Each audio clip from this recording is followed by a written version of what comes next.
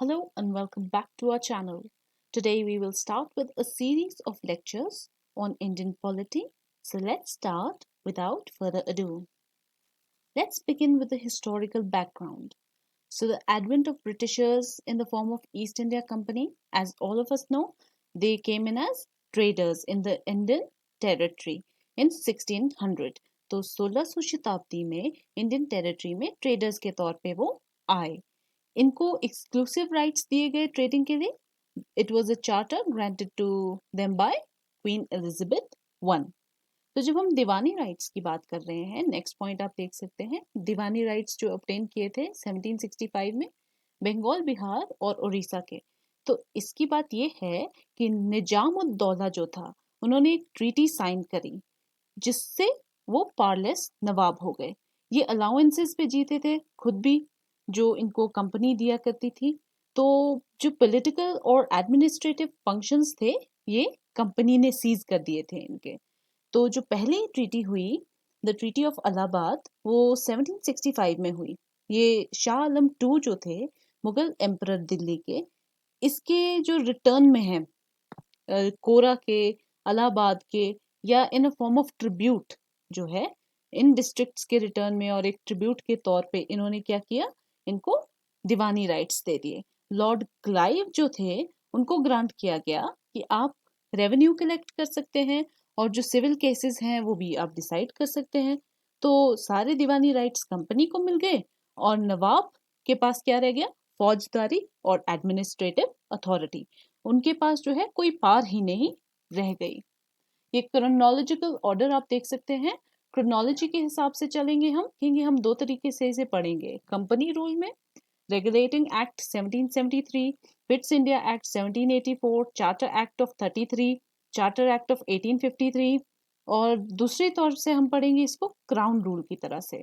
Government of India act 1858 से शुरू करके 1947 तक. इसके बीच में आप इंडियन काउंसिल्स एक्ट जो 3 हुए हमारे, 1861, 1892, 1909, government of India act of 1919, government of India act of 1935, ये बहुत इंपॉर्टेंट हमारे एक्ट्स हैं.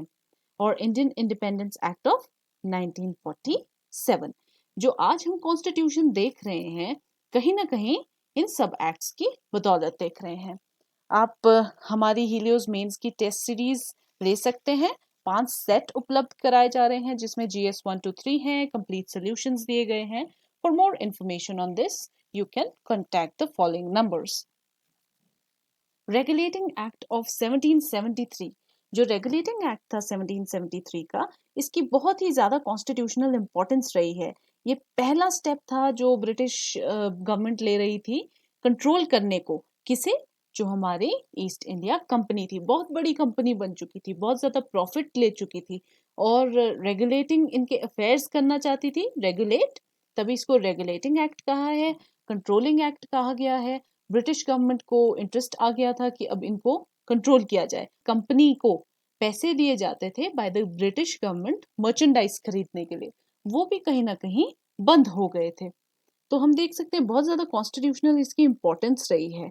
पहली बार जो इसके पॉलिटिकल और एडमिनिस्ट्रेटिव फंक्शंस हैं वो रिकग्नाइज किए गए थे ब्रिटिश गवर्नमेंट द्वारा. एक तरह की सेंट्रलाइजेशन होना शुरू हो गई थी. सेंट्रल एडमिनिस्ट्रेशन की जो फाउंडेशन ले करने की बात कर रहे हैं, यहाँ पे पहली बार ऐसा हुआ कि सेंट्रलाइजेशन शुरू हो गई. अब जो गवर्नर ऑफ बंगाल थे, उनका डेजिग्नेशन क्या हो गया, गवर्नर जनरल ऑफ बंगाल. क्योंकि इन्होंने जो रेवेन्यू और सिविल जस्टिस से पैसा कमाया था, इन्होंने मनूवर करनी शुरू कर दी थी मिलिट्री. तो गवर्नर जनरल ऑफ बंगाल कहा जाता है इन्हें. तो आप देख सकते हैं लॉर्ड वॉरेन हेस्टिंग्स जो थे, वो पहले ऐसे गवर्नर जनरल रहे हैं जिनको हम गवर्नर जनरल ऑफ बंगाल कहते हैं. तो 4 मेंबर का इनका एग्जीक्यूटिव काउंसिल था जो असिस्ट करता था गवर्नर जनरल ऑफ बंगाल को. तो ये 4 मेंबर के साथ आते थे जो इनको असिस्ट करते थे. राइट. कि जो इंडिपेंडेंट प्रेसिडेंसीज थी बॉम्बे और मद्रास, इनको गवर्नर जनरल ऑफ बंगाल के अधीन किया गया. तो पहले इंडिपेंडेंट थी बॉम्बे और मद्रास, अपना अपना काम कर रही थी. फिर बाद में इनको बंगाल के गवर्नर जनरल को जवाबदेही हो गई.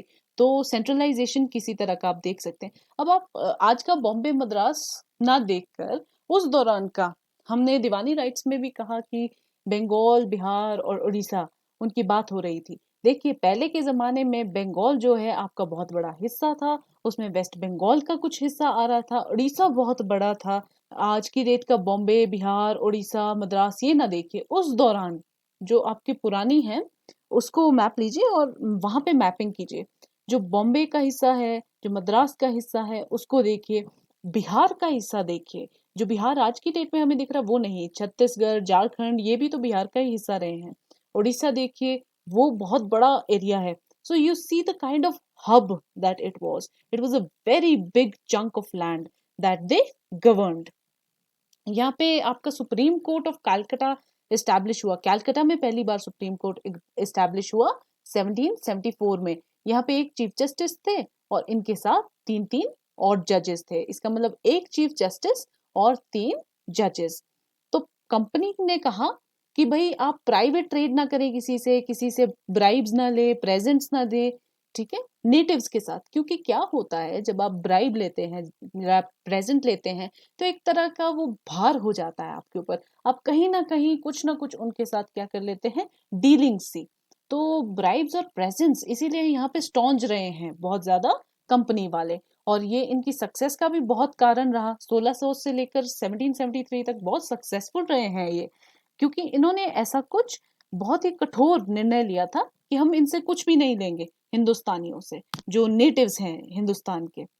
तो यहाँ पे आप देख सकते हैं कहीं ना कहीं इनके ऊपर एक प्रोहिबिशन था सर्वेंट्स जो कंपनी के थे। फिर आप देख सकते हैं नेक्स्ट पॉइंट में कि ये ब्रिटिश गवर्नमेंट का एक स्ट्रेंथ इनके ऊपर हुई, कंपनी के ऊपर एक और शिकंजा कसा गया। कोर्ट ऑफ डायरेक्टर्स जो है, जो गवर्निंग बॉडी थी कंपनी की, कोर्ट ऑफ डायरेक्टर्स को हम governing body of the company कहते हैं। तो इनको रिपोर्ट देनी पड़ती थी किसकी, रेवेन्यू की, सिविल और मिलिट्री अफेयर्स इंडिया के। किसको, ब्रिटिश गवर्नमेंट को। तो जवाबदेही, एक तरह की अकाउंटेबिलिटी हो गई। Helios 270 is available in the market. You can grab your copy from your nearest bookstore. The bookstores are enlisted in this slide. Pitt's India act of 1784। जो पिट्स इंडिया एक्ट है, तो जितने भी डिफेक्ट्स थे वो rectify करने के लिए, आपका रेगुलेटिंग एक्ट में जितने भी खामियां थी उसके लिए रेक्टिफाई करने को, उसको ठीक करने के लिए पिट्स इंडिया एक्ट ऑफ 1784 निकाला गया, जो कि ब्रिटिश पार्लियामेंट ने एक बीच में पास किया गया 1781 का, जिसको एक्ट ऑफ सेटलमेंट भी कहा जाता है। तो इस एक्ट के क्या फीचर्स हैं, ये कमर्शियल और पॉलिटिकल फंक्शंस जो है आपकी कंपनी के, इनको डिस्टिंग्विश किया गया। अब कोर्ट ऑफ डायरेक्टर्स को जो है कमर्शियल बॉडी बना दिया गया कि वित्तीय जितना भी होगा वो कोर्ट ऑफ डायरेक्टर्स देखेंगे। पर एक नई बॉडी क्रिएट करी गई जिसका नाम रखा गया बोर्ड ऑफ कंट्रोल। क्यों, क्योंकि इनको कंट्रोल करना था, मैनेज करने के लिए पॉलिटिकल अफेयर्स जो आपके कंपनी के थे। तो डबल सिस्टम ऑफ गवर्नमेंट कहीं ना कहीं यहाँ पे हम देखते हैं कि फॉर्म हो रही है। डुअल सिस्टम ऑफ गवर्नेंस एक तरह से इनिशिएट हो गया, सिस्टम ऑफ डबल गवर्नमेंट जो है इस्टेब्लिश हो गया था उस दौरान। तो यहाँ पे बोर्ड ऑफ कंट्रोल था, ये डायरेक्ट ऑपरेशन करता था, सारे डायरेक्ट करता था ऑपरेशंस ऑफ सिविल हो गया, मिलिट्री, रेवेन्यू हो गया, और जितनी भी ब्रिटिश की पोजेशन है हिंदुस्तान में, यहाँ ब्रिटिश गवर्नमेंट को जो है सुपरविजन मिल गया।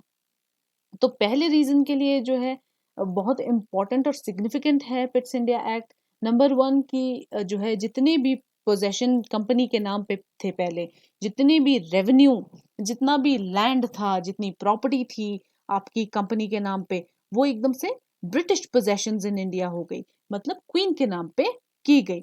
और ब्रिटिश गवर्नमेंट जो है सुप्रीम कंट्रोल कंपनी के अफेयर्स पे और एडमिनिस्ट्रेशन हिंदुस्तान की, उसके ऊपर भी कंट्रोल किसका आ गया, ब्रिटिश गवर्नमेंट का।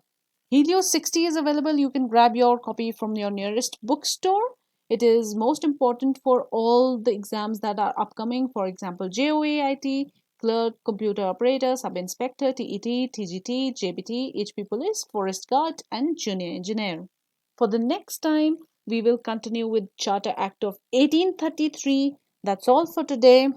Do not forget to follow us on Facebook for regular updates and knowledge nuggets. Like, share, subscribe, and comment on the video.